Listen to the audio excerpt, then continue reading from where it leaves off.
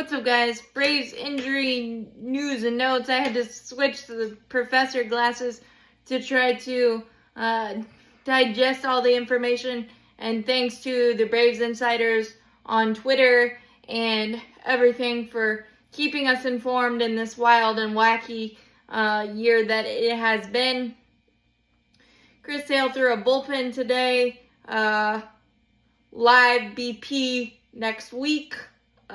I know people are saying you should shut these guys down and keep them down for the year because the year is pretty much washed for us as an organization. But the problem is these guys are competitors, and if you, they still need the routines of pitching and keeping their arm on the routines of that so they can go into their off-season program and things of that nature. So it's not as simple as just shutting them down, so to speak. But I understand that premise and slow paying it as much as you can. Ronaldo Lopez played catch. Spencer Schwellenbach is not throwing, but continuing to receive treatment for his fractured elbow. Austin Riley obviously placed on the IL with his abdominal issue. He said he aggravated it when he dove for that ball in the puddle on Saturday night, and then obviously tweaked it much more on the Ellie De La Cruz rundown, which tells me that it probably was not healed all the way, even though they tried to slow play it and give him a few extra days and all that stuff. It just feels like it's one of those sneaky, weird, oblique things, abdomen things that you can never tell.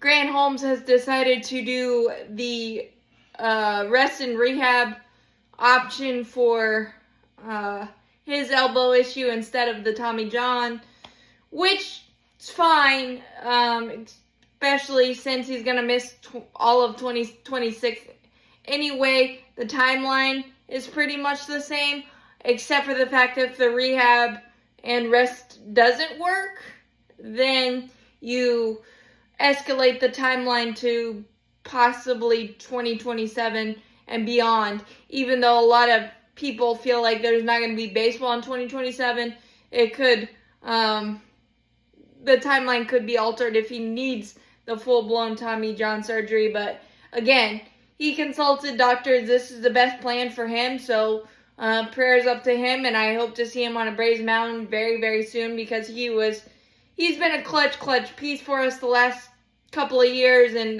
the grind that he's gone through, I really appreciate. So there is that.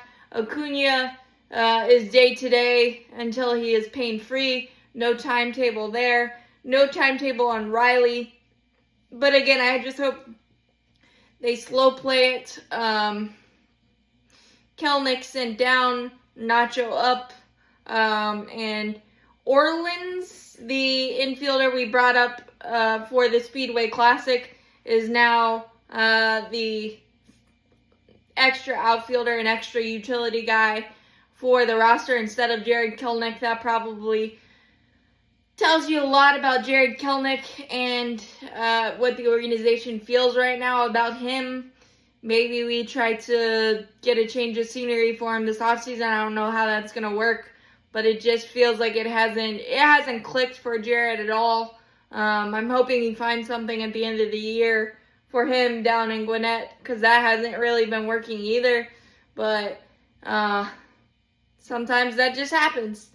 And it's not clicking for whatever reason. So yes, it's unfortunate, but